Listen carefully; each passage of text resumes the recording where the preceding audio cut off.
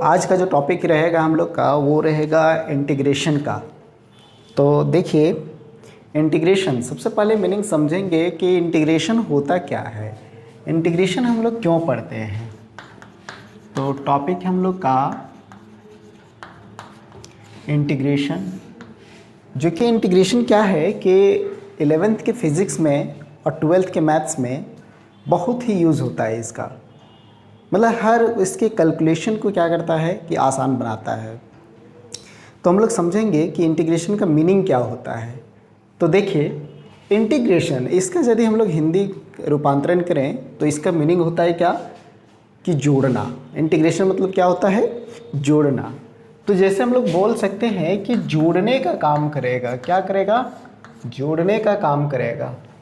अब किस चीज़ को जोड़ेगा, तो मैथ्स में एक नियम है कि हम लोग कोई फंक्शन मानते हैं और उसी फंक्शन को लेट करते हैं और उसी को हम लोग इंटीग्रेट करते हैं।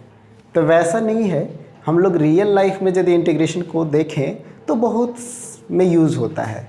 जैसे मार्केटिंग कर रहे हैं तो वहाँ जितने भी सारे सब्जियां खरीदते हैं, क्या खरीदते हैं, एक उसका वेट होता है और एक रेट होता है, मतलब दाम होता है। तो कितना किलो का है और कितना रुपया लगा।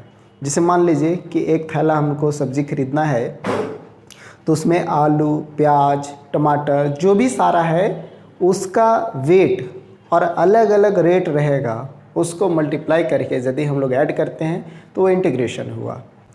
जैसे तो वो पॉसिबल है, इसलिए हम लोग क्या करते हैं, उसको इंटीग्रेशन के रूप में नहीं देख पाते हैं क्योंकि वो पॉसिबल है, डेफिनेट है। थोड़ा सा अमाउंट के लिए हम लोग क्या किए, उसको जोड़े। अब वही बात आ जाता है कि यदि चावल के एक एक दाने को और गेहूं को एक एक दाने को यदि हम लोग तौल के और उसका रेट पता करें तब शायद नामुमकिन है। तो इसी के लिए हम लोग को क्या यूज़ करना पड़ रहा है, इंटीग्रेशन यूज़ करना पड़ रहा है। अब इंटीग्रेशन में क्या होता है कि यही सारे चीज़, जैसे बहुत छोटा छोटा चीज़ और इनफाइनाइट तक जो रहता है उसको जोड़ने का काम करता है। तो सबसे पहले समझिए कि इंटीग्रेशन होता है दो तरह का। इंटीग्रेशन दो तरह का होता है। एक होता है डेफिनेट इंटीग्रेशन, डेफिनेट इंटीग्रेशन, और दूसरा होता है इनडेफिनेट इंटीग्रेशन, इनडेफिनेट इंटीग्रेशन। तो ऐसे हम लोग समझें कि रियल लाइफ से, जैसे डेफिनेट में हम लोग को छोटा छोटा चीज़ आएगा, इसमें पता चल जाएगा कि हमको कहाँ से कहाँ तक जोड़ना है। तो जैसे मान लीजिए कि पोटैटो है, मान लीजिए 2 kg, जिसका 1 kg का दाम है मान लीजिए 20 रुपये। 1 kg का दाम है 20 रुपया। तो इसका जो टोटल ये हो गया उसका वेट और ये हो गया रेट। तो वेट इंटू रेट कितना हो गया, 40 रुपीज़, 40 रुपीज़। फिर मान लेते हैं ऑनियन, प्याज, मान लेते हैं इसका 3 kg है और ये 25 रुपीज़ है। तो ये कितना हो गया, 75 रुपीज़।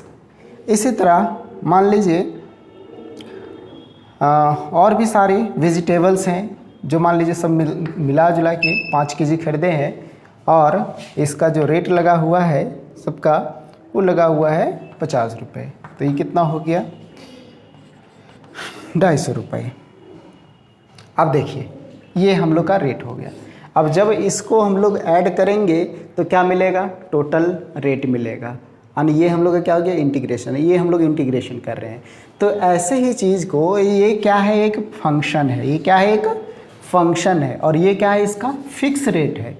ये क्या है, फिक्स रेट है। आप फंक्शन को कितना बढ़ाइए, हमारा ये फिक्स रहेगा। मान लीजिए 2 kg खरीदे हैं, 5 kg खरीदे हैं, 10 kg खरीदे हैं, 1 क्विंटल खरीदे हैं, फिर भी हमारा क्या है, ये हमारा क्या है, फिक्स है। ये 20 से मल्टीप्लाई होते जाएगा और जो रिजल्ट आएगा उसको हम लोग ऐड करेंगे।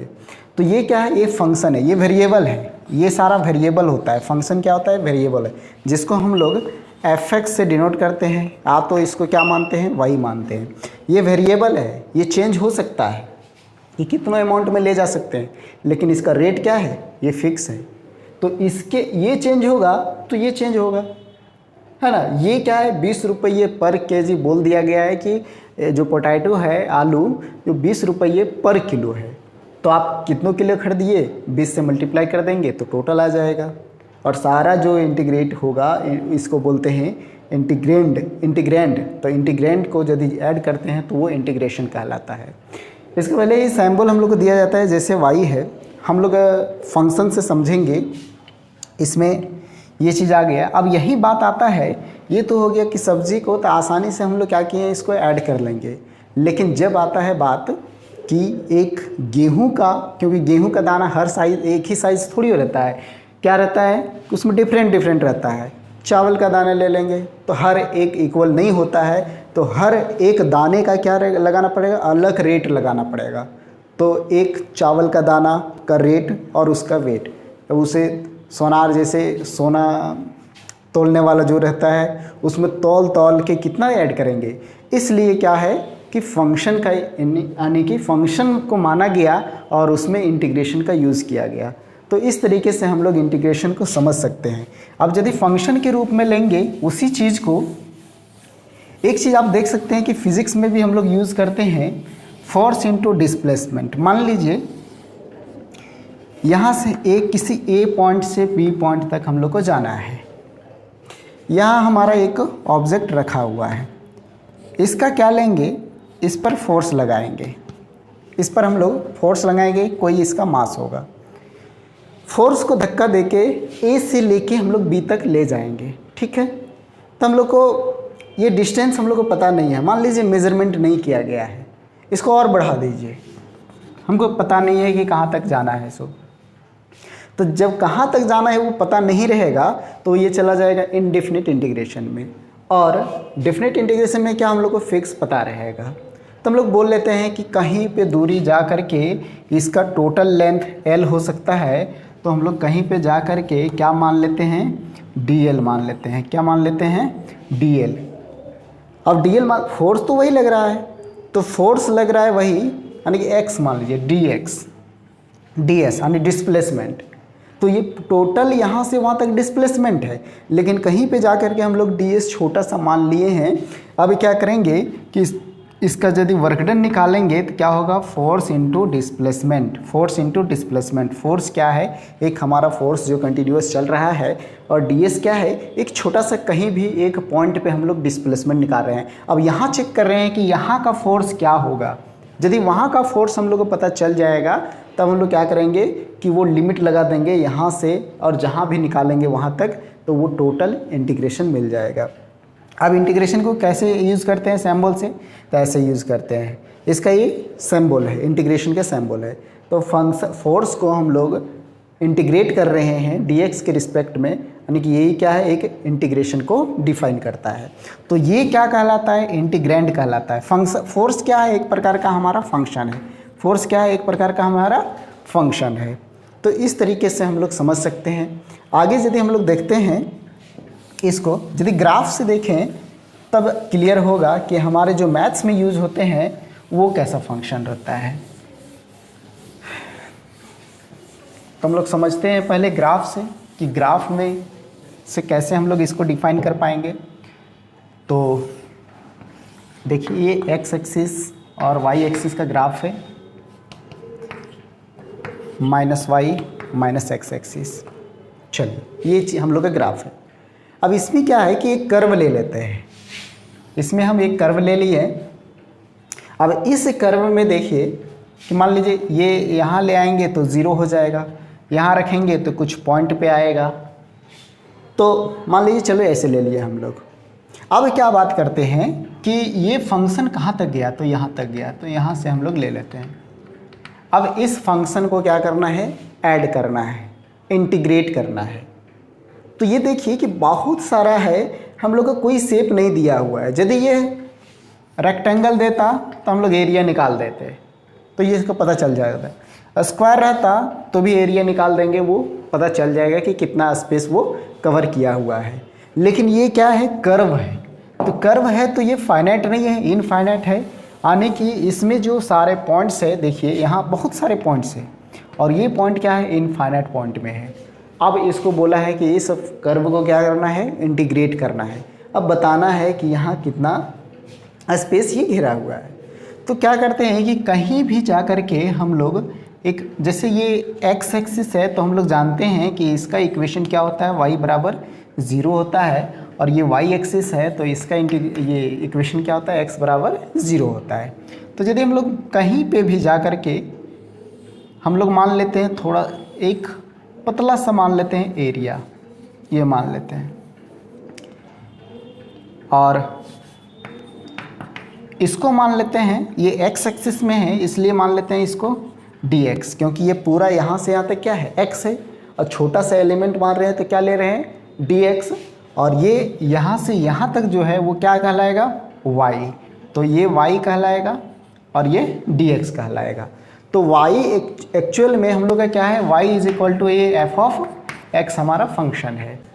तो यहाँ से हम लोग करेंगे इसको y1 मान लीजिए। ऐसे ही सेम टू सेम इधर यदि हम लोग इंटीग्रेशन लेते हैं, इधर स्पेस लेते हैं एरिया, तो यहाँ क्या माने, ये dx1 मानेंगे, ये dx2 मानेंगे और ये y2 मानेंगे।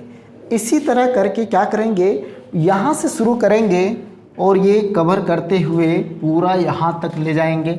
एक मेथड वो है कि y1 plus y2 plus y3, इस तरह जा करके हम लोग yn तक एक एक करके एरिया निकाल करके उसको जोड़ेंगे।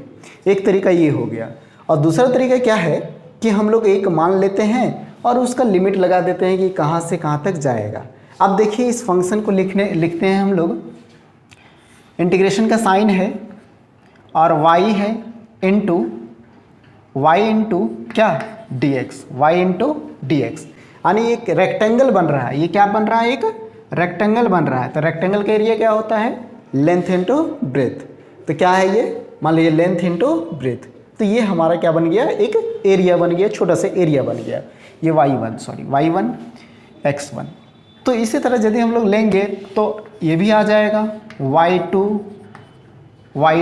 और x2 प्लस y3 x3। इसी तरह जाते जाते अब हर एक का अलग अलग एरिया निकाल करके हर एक को हम लोग को जोड़ना पड़ेगा। इसलिए अब क्या करेंगे कि एक ही हम लोग फंक्शन मानते हैं, केवल y मानते हैं और केवल dx मानते हैं, और इसको हम लोग इंटीग्रेट करने की कोशिश करते हैं। देखिए ये कहलाता है इंटीग्रैंड, ये कहलाता है इंटीग्रैंड, और ये dx क्या है, इसके रिस्पेक्ट में जो इंटीग्रेशन होता है वो, और इसको हम लोग इंटीग्रेशन i का नाम दे सकते हैं। अब y बराबर क्या है, हम लोग का फंक्शन है, y बराबर क्या है, f ऑफ x है, फंक्शन है कोई, तो कोई भी फंक्शन हो सकता है, कोई भी फंक्शन यहाँ हो सकता है। अब फंक्शन कितना होता है, जैसे हम लोग 5 तरह के फंक्शन पढ़ते हैं, क्या पढ़ते हैं, आई लेट से इसको डिनोट करते हैं। फंक्शन भी देख लीजिए, आई लेट से हम लोग डिनोट करते हैं। आई मतलब हो गया inverse trigonometric function, inverse trigonometric function. दूसरा हो गया, ये हो गया लोगारिथमिक फंक्शन, और तीसरा हो गया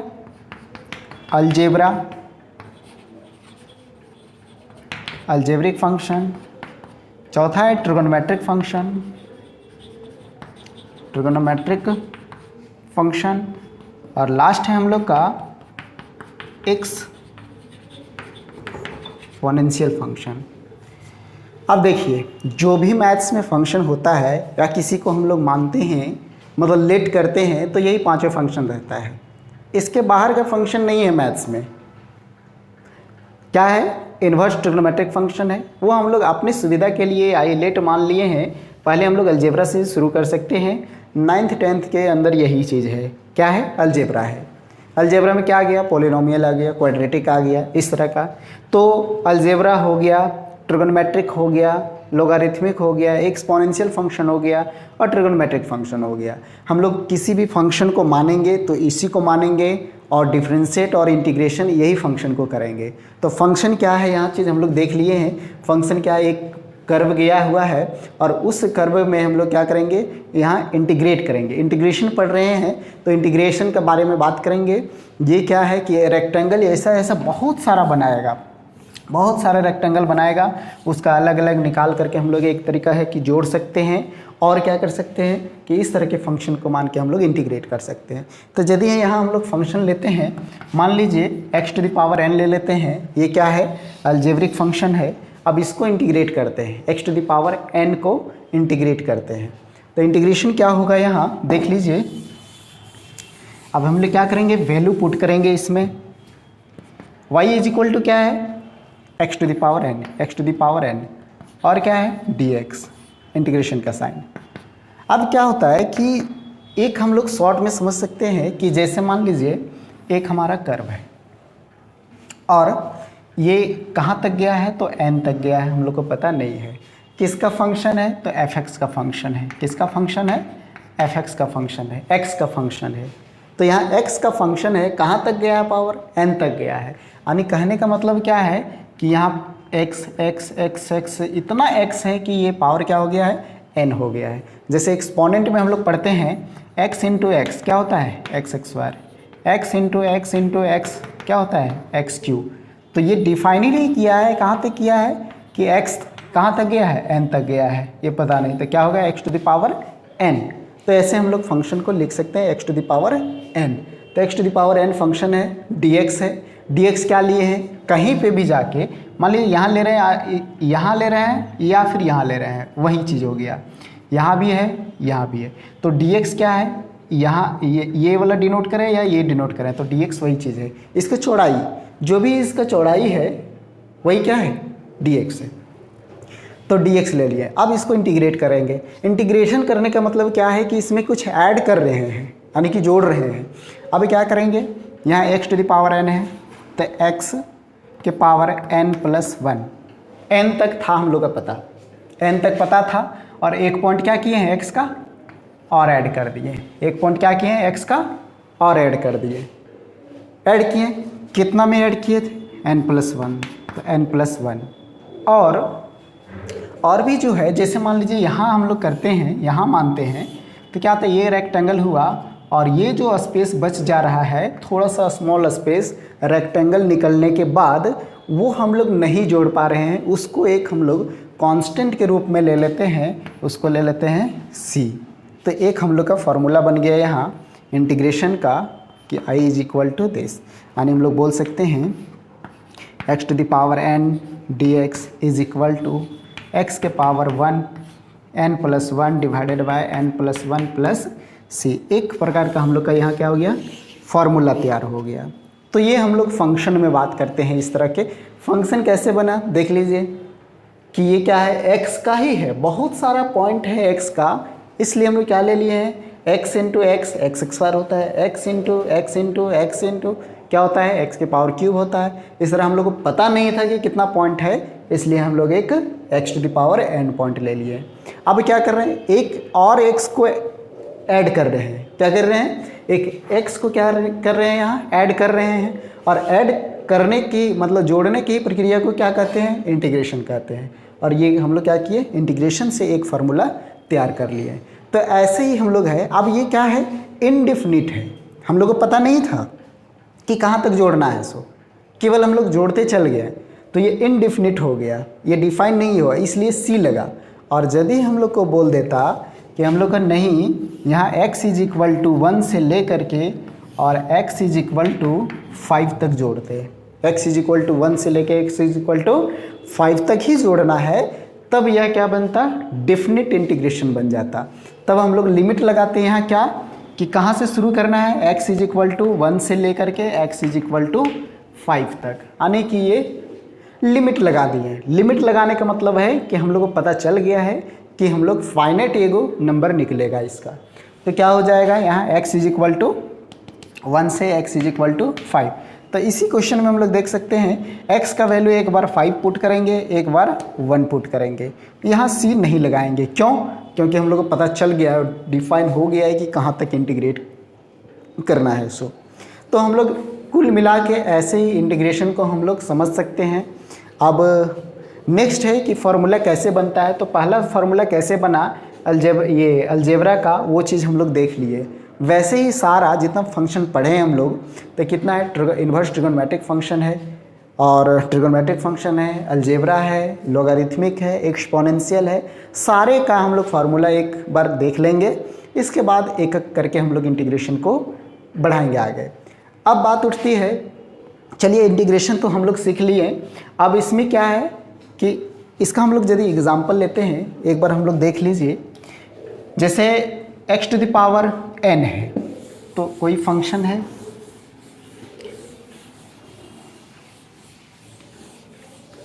इसको इस फॉर्मूला के बेस पर हम लोग एक एग्जाम्पल लेते हैं। जैसे मान लीजिए हम लोग को यहाँ y बराबर बोले या fx बराबर बोले, ये x टू द पावर 6 दिया हुआ है, x टू द पावर 6 दिया हुआ है, ये n क्या है यहाँ पता है।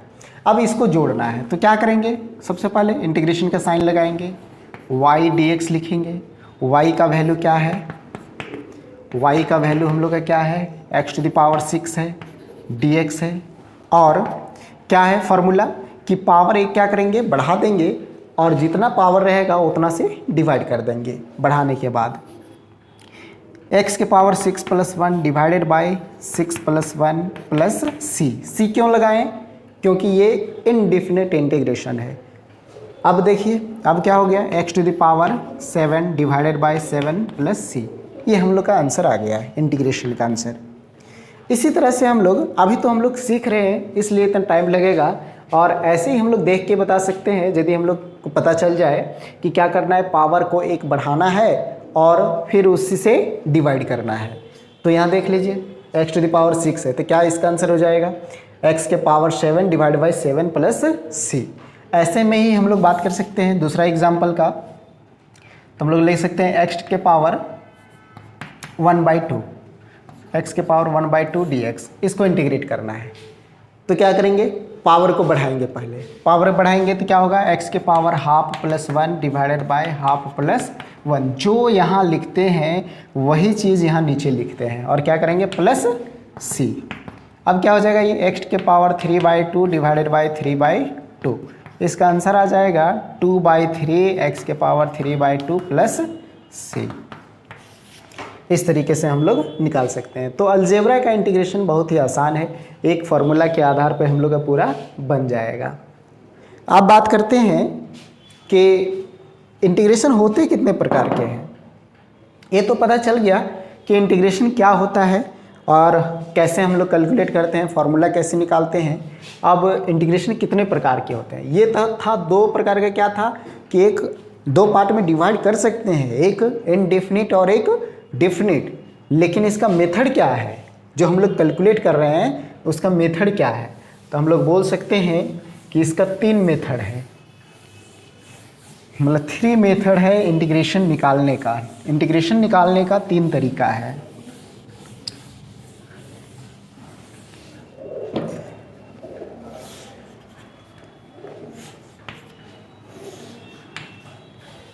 देखिए पहला है इंटीग्रेशन बाय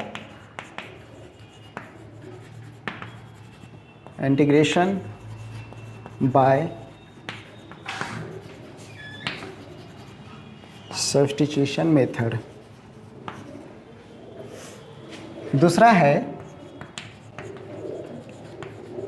इंटीग्रेशन